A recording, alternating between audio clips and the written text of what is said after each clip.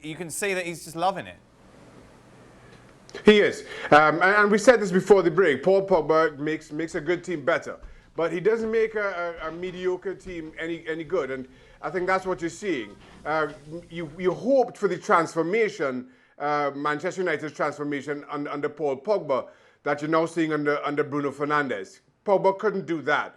Bruno Fernandes has delivered, and Paul Pogba has taken it up a gear. And you're seeing that, not just in the way he's taking his goals and the fact that he's getting into the box a whole lot more than he was previously.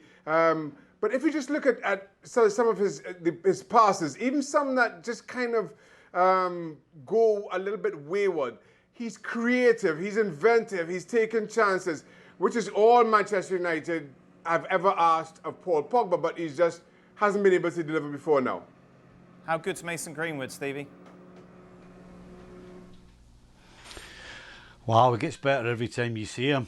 You know, if anybody thought the goal he scored the other day with his right foot was just a bit of a fluke and he swung at it, well, you look at the one today, another right footer, an absolute bullet, a dagger straight into the bottom corner.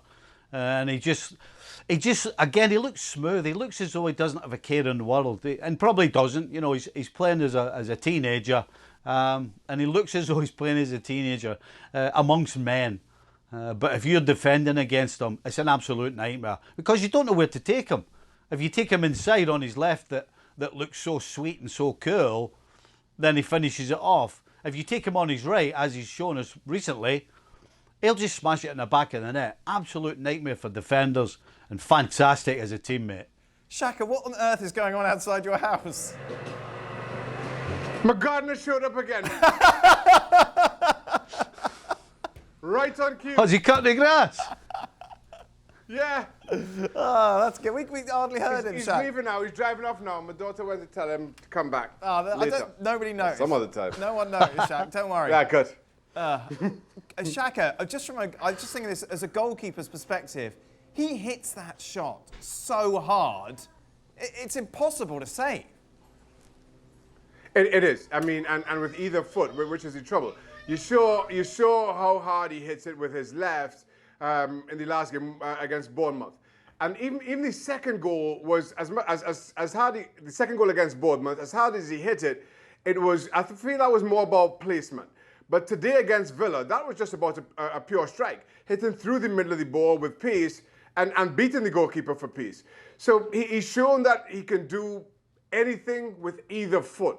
And that's a worry for goalkeepers and defenders alike because you don't know where to show him. You don't know what to expect. However, Stevie, should it have been a penalty for Bruno Fernandes?